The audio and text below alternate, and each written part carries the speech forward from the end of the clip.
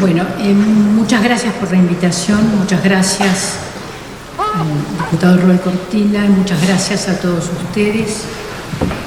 Realmente es importante tener otra oportunidad y sobre todo acá en la legislatura de poder referirnos a este tema, que es un tema que afecta sin duda a la ciudad de Buenos Aires, pero que tenemos que tener conciencia de que es un tema que afecta a todo el país. De hecho, hay provincias como Jujuy en donde se cerraron los institutos de formación docente y de alguna manera el proyecto que presentó el gobierno de la Ciudad de Buenos Aires intenta hacer una prueba, montar un laboratorio con la idea de cambiar las instituciones, y digo instituciones en un sentido muy amplio, ¿sí?, formadoras de los docentes que tienen efectivamente más de 140 años, ¿no? Y vale la pena recordar algunas cosas, vale la pena recordar que ha habido una larga lucha por la valorización de los terciarios, porque en realidad las viejas escuelas normales, ¿no?, fueron pensadas en un momento de avance de la mujer, pero al mismo tiempo fueron pensadas como un mecanismo, ¿sí?, de control, un espacio en donde la mujer podía trabajar y al mismo tiempo, bueno, les recomiendo que lean La maestra normal de Manuel Gálvez, un libro que cuenta cómo era la vida de una escuela normal y de una maestra a principios del siglo XX, ¿no? Pero yo digo esto porque el tema es que hubo una feminización en aquella época del magisterio, ¿no?, que fue recién cambiando hace pocas décadas, pero al mismo tiempo, ¿sí?, el enorme peso de la mujer en el magisterio no fue acompañado de el reconocimiento de los derechos, ¿sí?, del conjunto, de la mayoría de las docentes y también de los docentes, ¿sí? En ese sentido es que hay rasgos muy particulares de los trabajadores y trabajadoras de la docencia, ¿sí? Es decir, el conjunto de trabajadores de la docencia tiene características particulares y esas características particulares se manifiestan a través de demandas, ¿sí?, y de derechos. Si damos un salto nos encontramos que en la era del neoliberalismo esas demandas, esas necesidades, ¿sí?, en lugar de ser leídas como derechos, son leídas como déficit, ¿sí? Las mujeres que tienen que atender a los hijos, atender a los padres, etcétera, no les voy a contar lo que todos sabemos, ¿sí?, en realidad no tienen más derechos, sino que tienen déficit. Y entonces esto lo doy como ejemplo del tipo de déficit que se van anotando, ¿sí?, como si las faltas por parte de los docentes. Si a eso se agrega el hecho de que, visto desde la mirada empresarial, pero no de cualquier empresario, la mirada del empresario, por ejemplo, uno que escuchaba el otro día en un programa de televisión que hablaba como en nombre de la sociedad rural y de los grandes empresarios argentinos y que decía, estén seguros que no vamos a permitir que se nos deje de bajar el porcentaje de las retenciones. No vamos a permitirlo y lo que demandamos es tener además créditos blandos, que nos quiten las retenciones y que haya créditos blandos para el campo, ¿sí? Entonces, desde esa mentalidad, un espacio como el educativo, donde hay trabajadoras y trabajadores, ¿sí?, lo primero que se hace desde esa mirada es decir cuánto cuestan. Y entonces, lo primero que se piensa es cómo se hace para reducir este costo. Si a eso se le agrega un razonamiento, que lo ha dicho muy claramente la gobernadora de la provincia de Buenos Aires, que los pobres nunca llegan a la universidad, ¿no?, y otro razonamiento, que es el de caer en la escuela pública, dicho por el presidente de la Nación, Y entonces, en medio de eso, vemos la escuela pública llena de pobres y además de docentes y encima muchísimas mujeres. Entonces, claro, desde ese lugar, que yo creo que es muy serio, no estoy haciendo una broma ni tratando de decir algo seductor de un público, estoy diciendo algo que me preocupa profundamente, porque creo que desde ese lugar es desde donde se piensa qué hacer con los institutos de formación docente, que no es el mismo lugar, por ejemplo, desde donde se pensó durante el gobierno de Alfonsín, en donde, siendo secretario de Educación Superior Ovide Menem, un extraordinario pedagogo rosarino, avanzó muchísimo para que los institutos de formación docente tuvieran una menor cultura escolarizada y una mayor cultura superior, ¿sí? Para que hubiera representación de los alumnos, para que hubiera representación de los docentes en ese momento. Y luego, luego la Red Federal de Formación y Capacitación Docente Continua del menemismo abrió la puerta del mercado. Es decir, y mostró que la formación y la capacitación docente era un mercado potencial importante. Pero luego otra cosa más, en el 99 se dictó una ley, presentamos un proyecto que fue ley para llevar los institutos de formación docente, que eran de 3 años terciarios, a 4 años. ¿Por qué?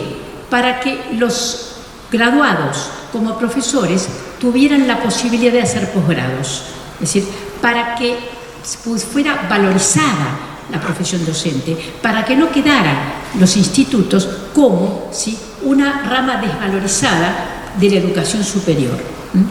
Y luego el Instituto Federal de Formación Docente se fundó en el 2006, el Infod, cumpliendo con el artículo 76 de la Ley de Educación Nacional, y comenzó a desarrollar un gran programa de formación y capacitación docente. Ahora, creo que es importante analizar cómo está el sistema de educación superior en general en Argentina. Y en ese marco hay que mirar a los institutos, porque la forma como se están mirando desde el gobierno es como si los institutos fueran lugares antiguos de formación de maestritas. Así lo están viendo. Esto ofende, es muy ofensivo, muy ofensiva la forma como le están mirando.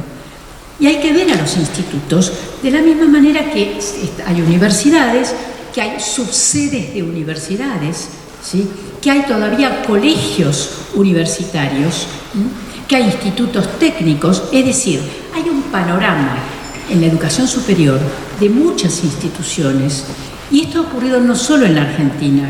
Esto es un fenómeno que viene ocurriendo en muchos países, porque son cambios que tienen que ver, con cambios políticos, cambios científico-tecnológicos, cambios culturales, etc. Y sobre todo con la terminalidad de la educación media, que, pese a cómo nos lo tratan de mostrar, ha crecido muchísimo. Si uno ve la curva, una curva larga, como se debe ver en educación, como en los últimos 50 años ha crecido mucho la graduación en la educación media. Por lo tanto, hay una demanda hacia la educación superior. Entonces, uno ve ese conjunto y ve allí los institutos de educación superior y se pregunta, inmediatamente yo me pregunto, ¿por qué quieren cerrarlos, no? Y cuando veo el primer proyecto, digo el primero porque ahora ya en estos días empezó a circular otro documento que muestra claramente que hay una contradicción entre los pedagogos, asesores de la ministra y el proyecto presentado por la ministra. Ahí hay claramente una contradicción, porque ese primer proyecto en realidad iba directamente a cerrar las instituciones, ¿no? Entonces yo pregunto, a ver, ¿en qué país, cuándo se vio que se cerraran instituciones históricas, ¿no? Yo digo, ¿creerán que esto es la revolución social. Creerán que, no sé, yo pensaba, la toma de la Bastilla, quemar la Bastilla, ¿en dónde hemos visto que se cierren instituciones? Instituciones que tienen arraigo, instituciones que tienen una tradición, instituciones que hacen llorar a la gente cuando escucha que se van a cerrar. Entonces, digamos, ¿cuál es la razón, no? ¿Cuál es la razón? Entonces, una razón de tipo económico fácil es un poco lo que decía al principio, ¿sí? Es decir, ahorremos en formación, en docentes, que haya menos docentes, ¿sí? Hagamos negocios con la educación privada, hagamos negocios con las corporaciones. Esta es una. Pero yo quiero insistir en la otra cuestión, en el lugar desde donde nos miran, ¿no? Desde ese lugar, ¿no? En el nuevo documento que está circulando, ellos dicen que hay endogamia institucional, que ni se conocen. Entonces yo decía, ¿cómo puede ser? Sí, yo escuchaba recién a la rectora, ¿cómo puede ser si los 29 rectores, ¿sí?, están trabajando en conjunto y están mostrando, ¿sí?, frente a este proyecto, están mostrando una unidad de criterio realmente asombrosa? Si hemos visto a los chicos, ¿sí?, tomando las escuelas, hemos visto a los chicos saliendo en conjunto, ¿sí?, y en una, digamos, en una demanda en común, como no se veía desde hace muchísimos años, hace muchos años que no se ve una movilización estudiantil, docente, de las autoridades de los institutos. Entonces, ¿dónde está esa desvinculación, etcétera? Ahora, en el nuevo documento hay otras cosas más. El asunto es que en este nuevo documento ya aparecen dos instituciones. Una institución es la UNICABA, que es Universidad de la Cava, no es Universidad Pedagógica de la Cava, porque Universidad Pedagógica Nacional hay otra, y ya la voy a mencionar. Es otra, tiene otro lugar, ¿sí? Es decir, y es parte de lo que este gobierno quiere desconocer. Pero UNICABA, entonces, en este documento aparece separándose de los institutos. Y la UNICABA aparece como, esto es textual, organización centro, ¿sí? Una organización centro, dicen en el documento, como una institución que sería como la que controlara, ¿sí?, la planificación del sistema educativo, la evaluación, controlara el proceso educativo, etc. Es decir, de alguna manera aparece como sustituyendo al propio Ministerio de Educación del gobierno de la ciudad. Entonces, en ese mismo documento, lo que se dice es que este organismo llamado UNICABA fijaría un protocolo acerca de cómo deben funcionar los institutos de educación superior, que estarían en un paquete aparte. Incluso en el documento dice, no hay que pelearse, lo tengo acá textual, dice, no haría necesidad de pelearse con los institutos. Pero, en cambio, ¿qué? Proponerles, este es el protocolo, así tienen que funcionar, ¿sí? Y después dice, eventualmente, ¿sí?, si no cumplen, cerrarlos si no cumplen. Entonces, cumplís con con este modelo, y si no, lo cerramos. Si los alumnos no aprueban, dice también el documento, si los alumnos no aprueban las evaluaciones que nosotros les ponemos, cerramos los institutos, ¿sí? Ahora, yo digo una cosa, ¿creen realmente desde esa visión? Yo el otro día cuando veía a este señor de la sociedad rural pensaba en paralelo, ¿no? Pensaba, ¿cómo pensará este señor la educación? Entonces, ¿creen realmente que nosotros no sabemos nada? ¿Creen realmente que los rectores de los institutos son improvisados, los profesores no saben nada, los alumnos no tienen ningún criterio, los militantes gremiales no saben nada, los gremios tampoco, y que ellos vienen, ¿sí?, desde algún limbo de la tecnocracia pedagógica, avalado por la OCDE, avalado por no sé quién, ¿sí? Bueno, sí sé quién, es decir,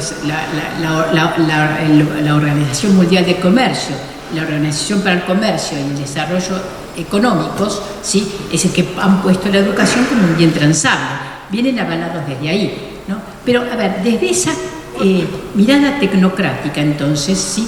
Nunca se les ocurrió preguntarle a los docentes del ejercicio, por ejemplo, es decir, ¿qué piensan ustedes? A ver, ¿qué piensan? ¿Cómo pensás que está formado? ¿Qué necesitarías?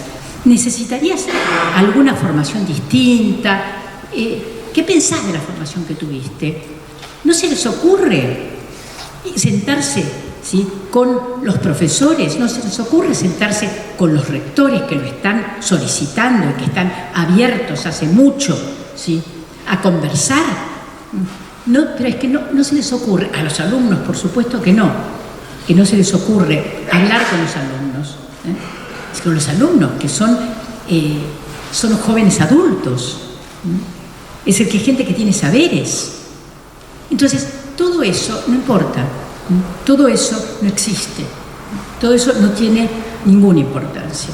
Entonces, yo sobre este nuevo documento, una de las cosas que me preguntaba es, ¿pero no se va a enojar la Universidad de Buenos Aires? Porque esta Unicaba, según dice el documento, no sería solo un organismo destinado a la formación docente, sino a otras áreas más, entre las cuales ponen la formación científica, no de los docentes, como una carrera de formación científica, ¿sí?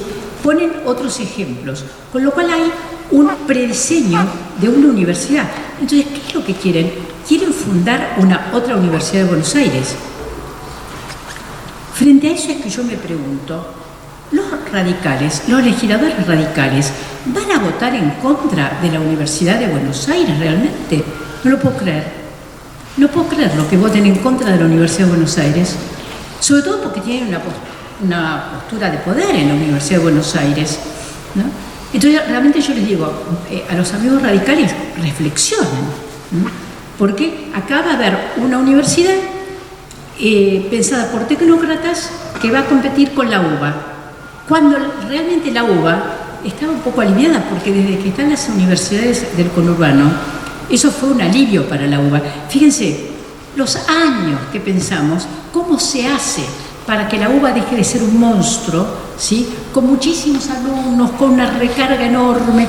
Nadie sabía cómo hacer. Ahora, por otro camino que no fue pensado para ello, porque fue la fundación de las universidades del conurbano, resulta que hay cambios importantes en el sistema de educación superior, ¿sí?, de la Ciudad de Buenos Aires, de la provincia de Buenos Aires, y que impactan al resto del país. Entonces, en este momento, en donde habría que pensar, bueno, a ver, tenemos también la Universidad Pedagógica, ¿sí?, Universidad Nacional, ¿sí?, que fue creada como una universidad de posgrado, como una universidad que tuviera como base a los institutos. Nunca se pensó la Universidad Pedagógica Nacional como una universidad que supusiera a los institutos, sino que los complementara. La Universidad Pedagógica Nacional fue pensada de la misma manera que la ley de 1999, que es la que nombraba hace un rato, que permitió el acceso, ¿sí?, de los profesores a la educación de posgrado. Entonces, resulta que este nuevo proyecto, ¿sí?, este proyecto de la Unicaba, la ley, el proyecto de ley, más este nuevo documento, ¿sí?, se oponen a la Universidad Pedagógica, que está instalada, que participa del espacio internacional, del iberoamericano y del latinoamericano de universidades pedagógicas, ¿sí?, que está avanzadísima, ¿sí?, ya tiene muchos años, para lo que son las universidades nuevas, tiene muchos años de funcionamiento, pero la Unicaba se opone a la Universidad Pedagógica. La Unicaba, ¿sí?, va a competir con la Universidad de Buenos Aires, ¿sí?, y la Unicaba se supone que va a ser el instrumento a través del cual se vayan cerrando los institutos de formación docente. Me surge una pregunta: ¿cómo se van a formar los docentes? ¿O es que no hay más interés en formar docentes? ¿Sí? Entonces, eso lo dejo ahí. Ahora, yo quiero, en los últimos minutos, porque parece que ya hablé demasiado, bueno, quiero dar un salto hacia, bueno, ¿qué hacemos, no? Porque son dos ¿qué hacemos? Uno es frente a esto, que evidentemente requiere tener mucha claridad por parte de todos, ¿no? Por parte de todos los bloques de la legislatura, dado que está en la legislatura, porque la comunidad educativa ha dicho 1000 veces lo que piensa, ¿sí? La mayor parte de la sociedad lo ha dicho, ¿sí? Los gremios lo vienen sosteniendo. Entonces, ahora tienen que hablar los legisladores, ¿no? Eso por un lado. Pero por otro lado, creo que tenemos que pensar qué queremos. Yo creo que es necesario, y ahí de nuevo ya es la segunda vez que le derivo una tarea, le pido que se haga cargo de una tarea al diputado Filmus. Yo creo que la primera cuestión es que hay que avanzar hacia una ley de educación superior, ¿no? Que ahora necesitamos una ley de educación superior, porque necesitamos que los institutos de educación superior queden vinculados como se debe, ¿no?, al conjunto del sistema, y no, ¿sí?, como un sector que está como colado en la educación superior.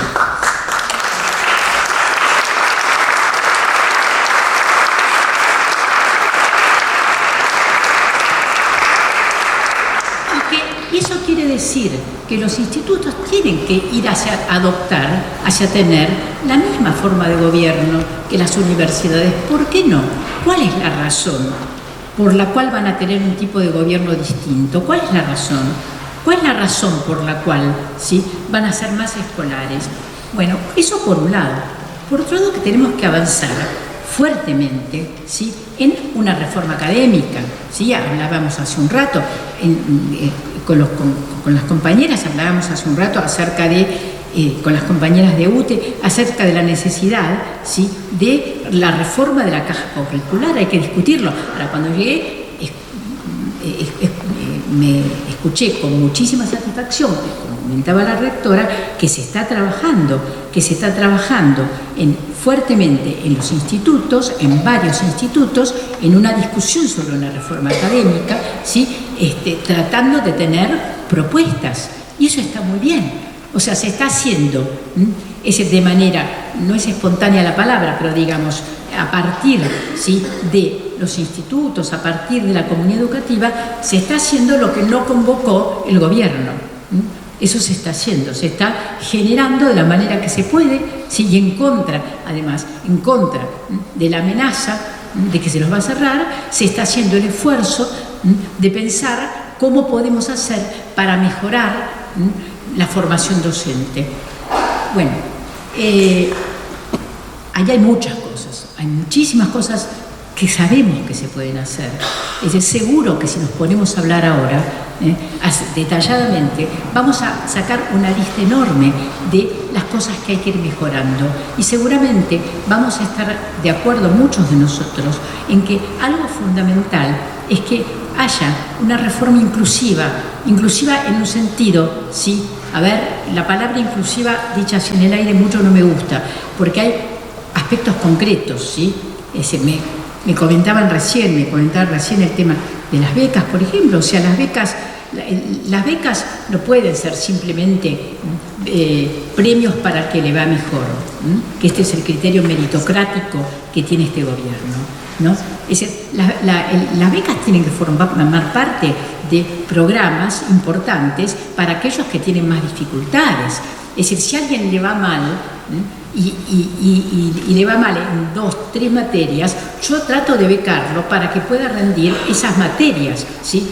Es decir, y si yo veo que hay dificultades, que hay muchas personas, que no pueden terminar en el tiempo previsto las carreras, lo que hago es buscar hacer una reforma curricular, un sistema de créditos. Hay muchas opciones, ¿sí? Es decir, para que puedan retomar sus estudios. Y me alegro mucho si terminan 2 años después, si retornan, si se van. Una persona se va por cuestiones de trabajo, se va porque es una mamá, se va porque tiene que cuidar a la familia, o se va porque le interesa hacer otra cosa, después decide que quiere terminar la carrera, que quiere ser docente, ¿sí? Yo me alegro muchísimo, porque necesitamos docentes, es un país que necesita docentes. Entonces, no los pongo, no hago una estadística, no reduzco a la estadística el problema del docente y a una categoría y pongo una categoría que es, ¿sí? Es decir, los que concluyen, ¿sí? Fuera del tiempo correspondiente, ¿sí? Sino que al contrario pongo como una categoría positiva los reingresantes. Pero claro, este tipo de razonamiento es el razonamiento inverso a el meritocrático que está tratando de imponer a través del proyecto de ley, de este último documento, el gobierno de la ciudad. Yo para ahora sí, ir terminando, quiero decir, yo creo que sabemos perfectamente qué es lo que hay que hacer. No es cierto que no sepamos. A veces encuentro compañeros que dicen, bueno, pero que no tenemos proyecto. A ver, sabemos muy bien qué es lo que hay que mejorar, porque hay que mejorar cosas, para empezar, que son muy elementales. El otro día estuve en un instituto de formación docente y se me caían las lágrimas porque estaban las paredes destruidas y no tenía una capa de pintura desde hacía mucho tiempo. Y fui al instituto donde yo estudié hace muchos años, muchas décadas, ¿sí? Y estaba sostenido por los docentes, sostenido por la rectora, sostenido por los alumnos, pero ¿saben qué? Todavía tiene máquinas, por ejemplo, máquinas de coser, la cocina, etcétera, que fueron renovadas hace 10 años, ¿sí? Pero pasaron 10 años y están en esta ciudad, están en 12 años, están en esta ciudad, nunca volvieron a cambiar nada, no volvieron a pintar nada. Entonces empezamos por ahí, empecemos por lo más elemental, sigamos por cambiar, modernizar, ¿sí? Cambiar, ¿sí? La cultura académica, hacer la reforma curricular, cambiar el sistema de evaluación. Hay muchísimo para hacer. Entonces, a mí me parece que tenemos todos un trabajo por delante. Obviamente hay un trabajo de los legisladores. Y más allá de lo que decidan los legisladores, más allá de eso, ¿sí? La comunidad educativa sabe perfectamente que estas instituciones, que la formación docente que comenzó formalmente en la Argentina en el año 1869, cuando Sarmiento fundó la Escuela Normal de Paraná, no se va a terminar y a reducir a una pobre universidad tecnocrática, ¿sí? Por el plumazo, ¿sí? de los intereses de quienes han sido durante mucho tiempo los dueños de este país. Muchas gracias.